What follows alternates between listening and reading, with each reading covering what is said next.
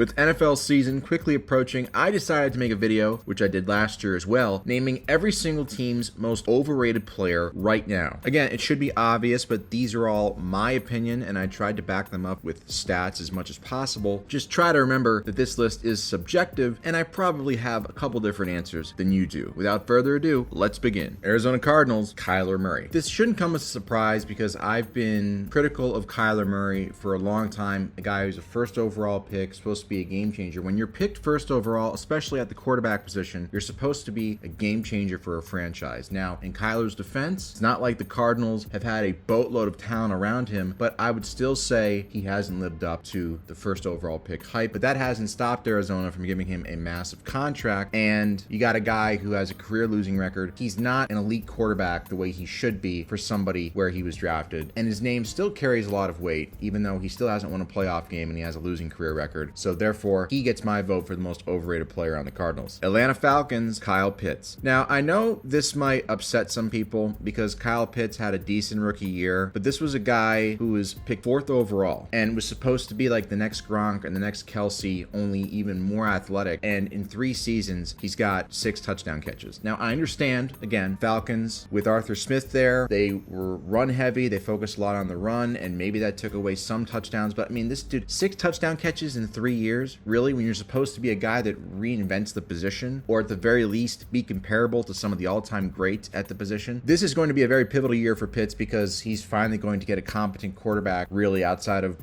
beyond washed Matt Ryan and Desmond Ridder and whatever. But with Kirk Cousins there, if he still has mediocre numbers, then I think we're gonna we're gonna know a lot more about Kyle Pitts. But right now, I think he's still overrated. Baltimore Ravens, Ronnie Stanley. Now, a lot of people might say, well, Lamar Jackson's overrated because he's got 2 MVPs and like only 2 playoff wins or whatever, blah, blah, blah. And Lamar Jackson might be overrated by some people, but he still is one of the best players in the league, so he's not overrated to me. Ronnie Stanley is a guy who's never played a full season. He was first team All-Pro way back in 2019, and he just hasn't lived up to that status. He's had a bunch of injuries since then. He was very, very bad last year in 2023, but his name in terms of around the league still carries, it's held in high esteem, but it's time for him to he's still young enough to where he can have another season where he was dominant and elite at the level that he was in 2019. I'm waiting for it, and it would probably help Lamar too and the rest of the Ravens if he did as well. Buffalo Bills, Von Miller. People might argue with this and say, well, everybody knows that Von Miller's washed, but I don't think a big enough deal was made out of the fact that Von Miller did not record a sack last season. 0 sacks, and I understand the year before he had his ACL injury, came to Buffalo, but Von Miller, again, he's still a big name, and he had no sacks last season. He's one of those guys that he's going to be a Hall of Famer. He's one of those great players that he's kind of washed up before people are ready to admit that he is, and he's washed up. Now, maybe he'll bounce back and have a double-digit sack season this year. I don't know, but he looks, to me, he still has a premier reputation despite the fact that he hasn't produced on the field at an elite level in about a year and a half. Carolina Panthers, Shaq Thompson. I'm pretty sure he's the last player on the Panthers, at least defensively, from that 2015 Super Bowl team when he was a rookie. Once viewed as a foundational defensive player for the team, he's had a couple injuries in recent years. He still has a reputation as one of the better linebackers in the NFL, despite the fact that the numbers show that he kind of struggles in pass coverage, and in this era more than ever before, specifically on short routes, on out routes, things like that. In the past, linebackers didn't really have to be great pass coverage guys, but now in today's era, if you can't cover as a linebacker, it doesn't really matter how much of a thumper you are in the run game. You're going to be exposed. And Shaq Thompson, last year, he only played 2 games, I believe, but he still has had trouble in pass coverage in the past. And to me, I can't say that a guy is a very good linebacker in today's NFL if they can't cover. So Shaq Thompson, he's going to get this nomination. And then we move on to the Chicago Bears and Kevin Byard III. Now, I can just say this isn't me being butthurt as an Eagles fan. When we traded for him last year, midway through the year, I thought, okay, finally we'll have some help defensively, and he ended up being terrible. I don't know what that's going to go down as one of the worst trades, I feel like, of all time, because we got him for half a year and then he goes to the Bears, but he still has the big name. A lot of these guys, that's the whole point of this list, is a lot of these players that I'm listing have big names. They're still big names, but the production isn't there. And Kevin Byard's one of those guys, you look at his numbers and coverage, he was not very good at all last season. Quarterbacks had passer rating over 102 against him, completed almost 75% of their passes targeted at him. Yeah, that's not going to get it done. Cincinnati Bengals, Orlando Brown Jr. Orlando Brown Jr., he was was famous for his terrible, I believe it was pro day and combine, and then he kind of turned it around and he was able to win a ring with the Chiefs, and then the Bengals signed him to a massive ass contract, and last year he was pretty bad, at least relative to the massive amount of money he was getting. He was being paid like an elite tackle, and he did not. I mean, he allowed, according to PFF, he had 7 sacks allowed and just a 66.1 grade, which is mediocre. So for a guy who's getting paid that much money to protect Joe Burrow, he's not producing at a level that is worthy of being considered an elite tackle. Even though physically you look at him, he's like 6'8", 360. He has,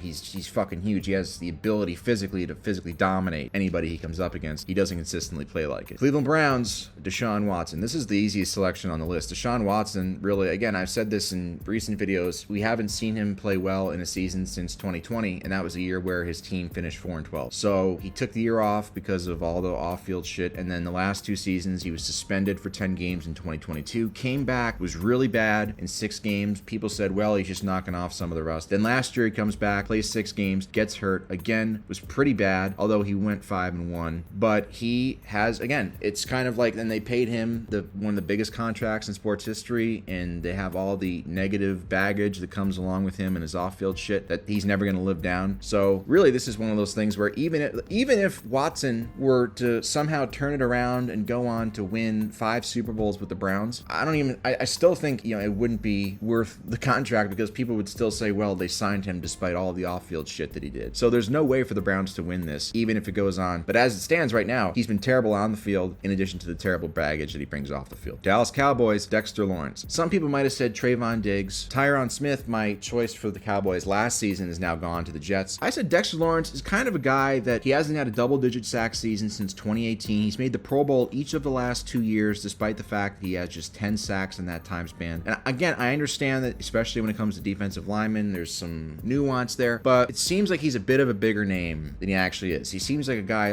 people kind of talk about him like he's a double-digit sack guy every single year, when he's not. And I feel like he hasn't produced. I mean, he had 14.5 sacks in 2017. He had 10.5 sacks. Ever since then, he hasn't been in the double-digit sack range. I'd like to see him, or I wouldn't as an Eagles fan, but I feel like in order for him to actually live up to the status as a Pro Bowler, he needs to get more sacks. He needs to be more consistent getting to the quarterback. Denver Broncos, Javonte Williams. This was a guy who was picked high in the second round a couple years ago, 2021, and as a rookie, he had some flashes where you said, wow, what is this guy? The Broncos maybe found themselves a steal, and then he got hurt his sophomore year, and then last year came back and he averaged just 3.6 yards per carry. Didn't look like the same guy that he did as a rookie, or even in his second year before that got cut short. So this is a big bounce back, prove it year for Javonte Williams. Maybe Sean Payton will find a way to use him better out of the backfield. I don't know. He averaged just 4.9 yards per catch last season, so if there's a way maybe that they can get the ball downfield to him more out of the backfield, I have no idea. With a rookie quarterback, Bo Nix there, I'm sure they're going to be looking for a lot of easy short throws, so he might bounce back statistically. But as of right now, he is a guy that people have been waiting to see that 2021 form that he showed to come back, and we're still waiting on it. Detroit Lions, Jameson Williams. This is a guy that he was high first round pick, and I believe the success that the Lions have had over the last several years has kind of masked how bad of a pick this was. This was a guy, as a receiver, he has 25 catches in 2 years. He doesn't even have 400 career yards yet. He has 3 touchdowns. The thing is he'll have a couple long catches, maybe a long catch for a touchdown. He's super fast, but I don't know how anybody can argue with a straight face that he has not lived up to expectations. Like, he has completely fallen short of expectations, but it's kind of been swept under the rug thus far because the Lions have been winning. But if the Lions, let's say, if they have a step back this year and Williams continues to be mediocre, then you're going to get a lot of people start to talk about, wow, this guy really wasn't a great pick. But as of right now, people talk about him like, oh, he's a great deep threat, and I just,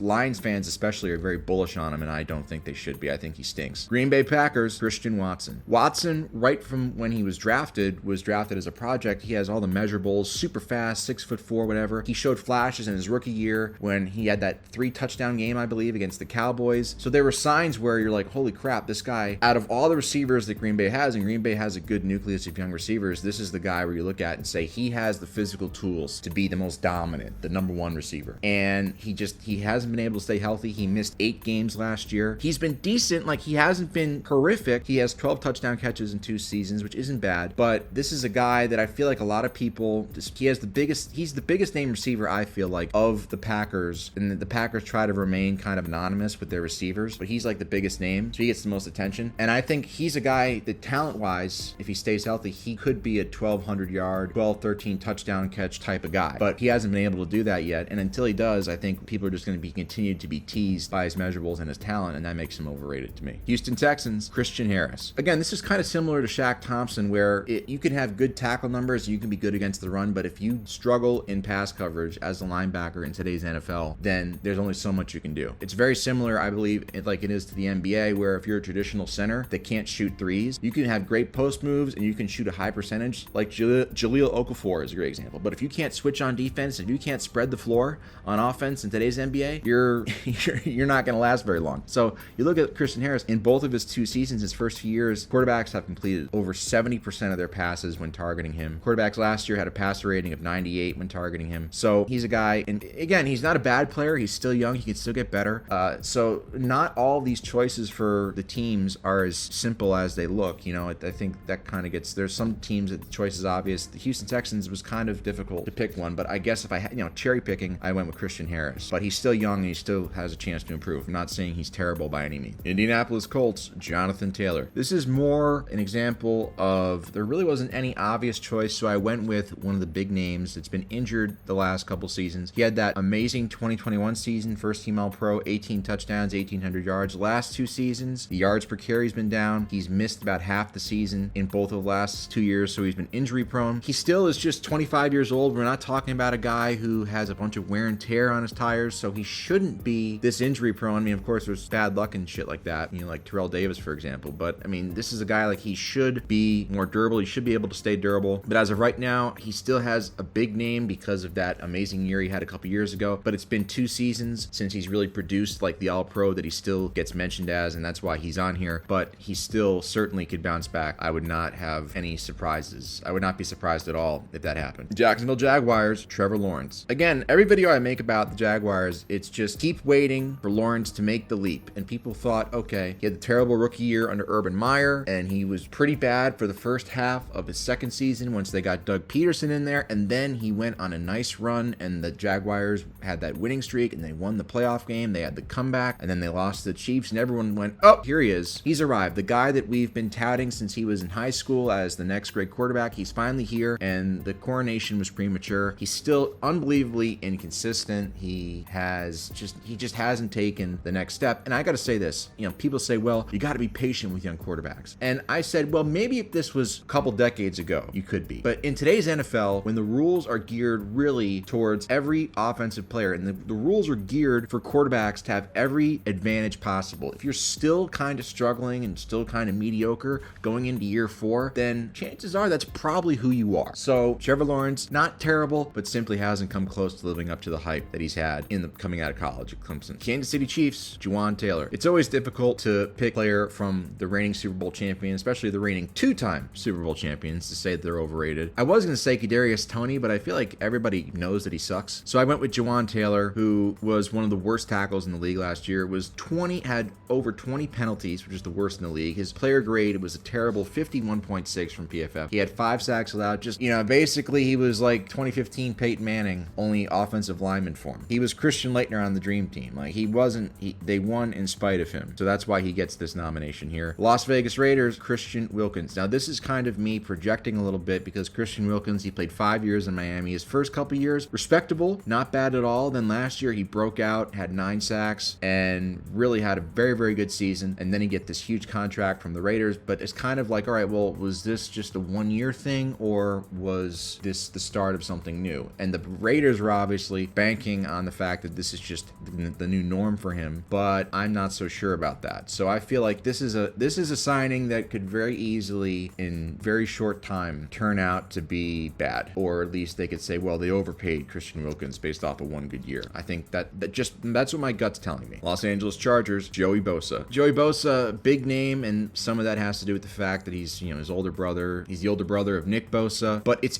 insane to me that he's been in the league for 8 years now. He's going into his 9th season. He's never made an All-Pro team. He's certainly not a bad player by any means, but he's been injury prone, especially the last 2 years, and he's just a guy, he's considered an elite defensive end, but the production and the consistency just hasn't been there for quite some time. And I mean, who knows, maybe one of these years he'll finally stay healthy and have like a 15 sack season, but he's definitely been outshined by his younger brother. There's no question about that. And he has a superstar rep but he's not a superstar in terms if you just look at the production. Los Angeles Rams, Cooper Kupp. Again, this was a very difficult team for me to choose. I still went with Cooper Kupp because with each passing year, and this is somewhat similar to Jonathan Taylor, where Jonathan Taylor had a great 2021. Cooper Kupp had a historic 2021, possibly the best season any receiver's ever had if you include the playoffs. And since then, he's been injury prone. And quite honestly, he was basically replaced by Puka Nacua a little bit. And it's a guy, he's over 30, he's 31. It's kind of,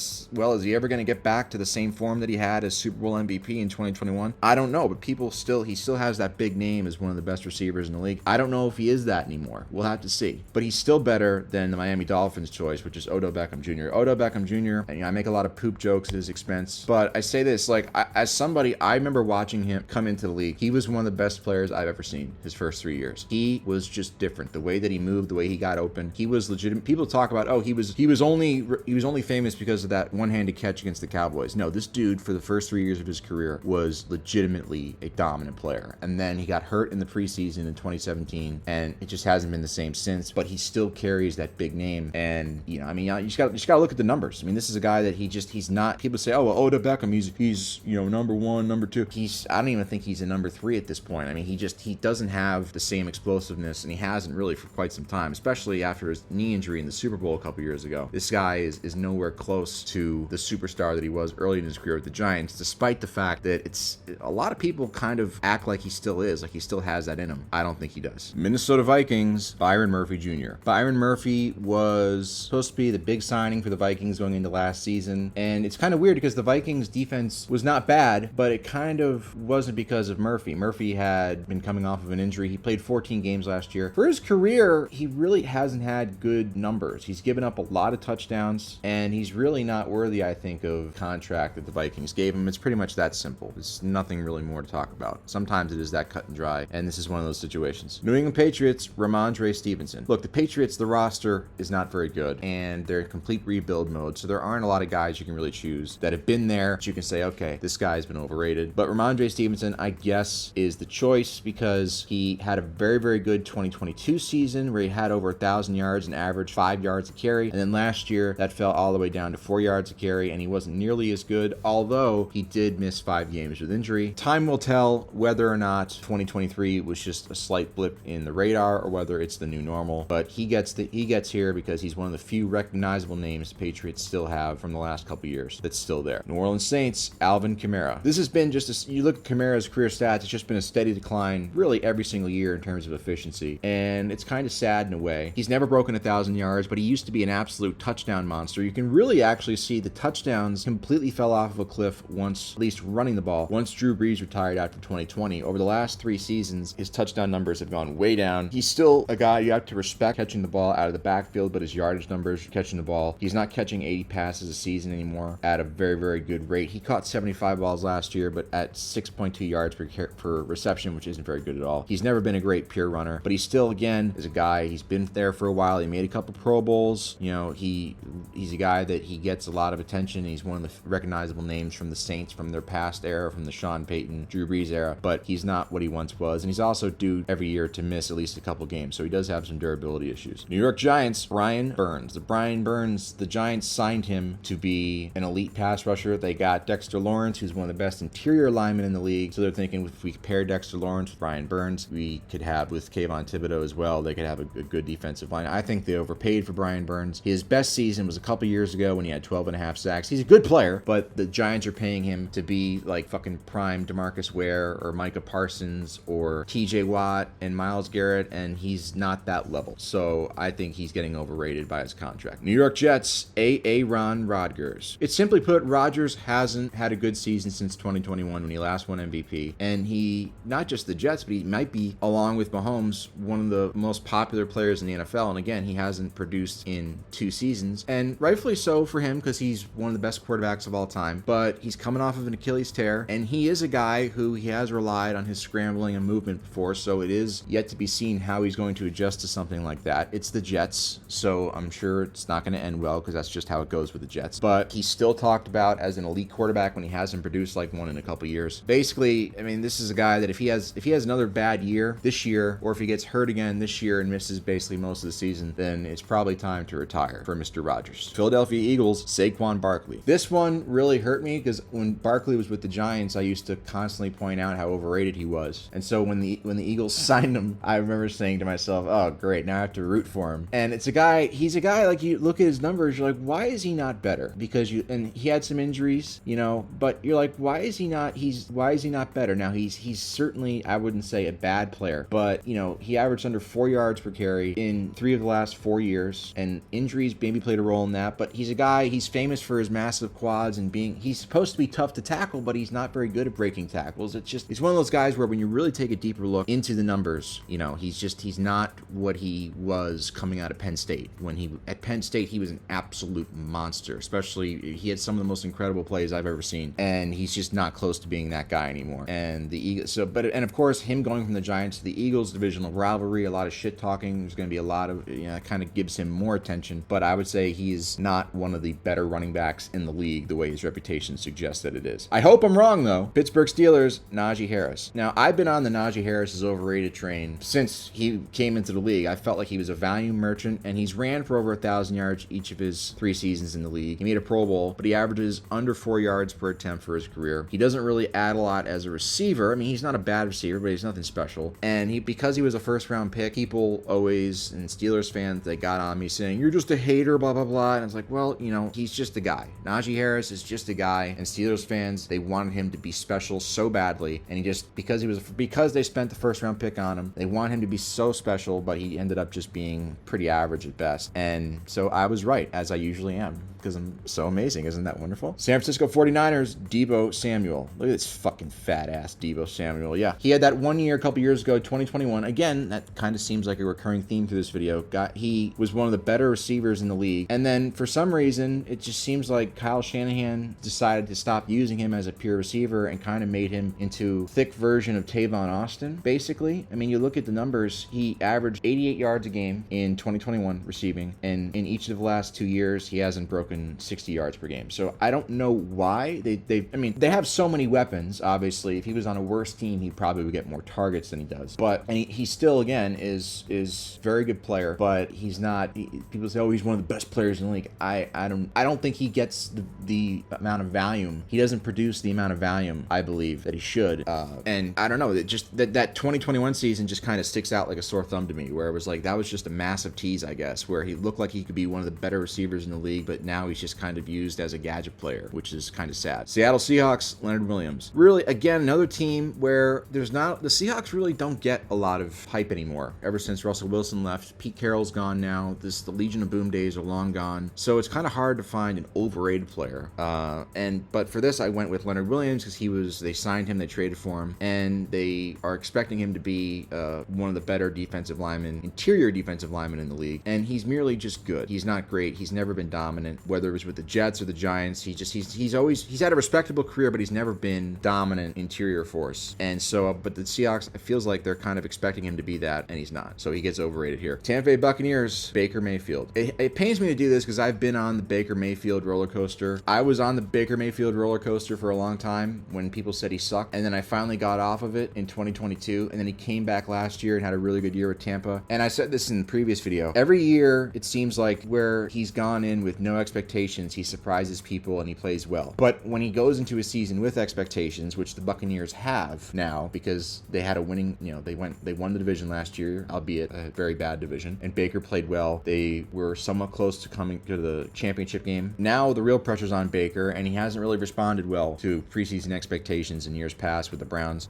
And the Buccaneers just paid him a shitload of money to be their franchise quarterback. To me, based on history, it seems like this isn't going to go well. And I enjoy Baker. He's a great actor. I love his commercials, but as somebody who was one of the big people on Baker Mayfield Island, based off of history, I don't think it's going to go well this year. He's due to regress. Tennessee Titans, DeAndre Hopkins. Again, the Titans are always irrelevant. The Titans have always been irrelevant, really since Steve McNair was there. They're just a team that, the Titans, yeah, I forgot they existed. That's kind of what it is. So looking at them, there really aren't any players on their team that are super famous, but DeAndre Hopkins is one of them, and he's still one of the bigger names at the receiver position that the league has. And yet, you look at his production over the last 3 years, he hasn't really produced and stayed healthy like a elite elite receiver since 2020, and yet he's still considered one of the better receivers in the league, so I guess he gets the nod here. And finally, the Washington Commanders, Austin Eckler. I said this for so many years watching this guy play with the Chargers that he was a touchdown vulture, and you can see really in 21 and 22, he just fucking vultured so many touchdowns. He's not a great player. He's okay, but his numbers, people look at his touchdown numbers and they say, oh my god, he's an unbelievable player. They look at his receptions. Oh, he's okay. He's not great. He's overrated to me, and this is just something personally that I believe. I just think he's overrated, and I think the Commanders are gonna. He's not a every down back in my opinion. I just don't think he's that good, or at least as good as a lot of other people do.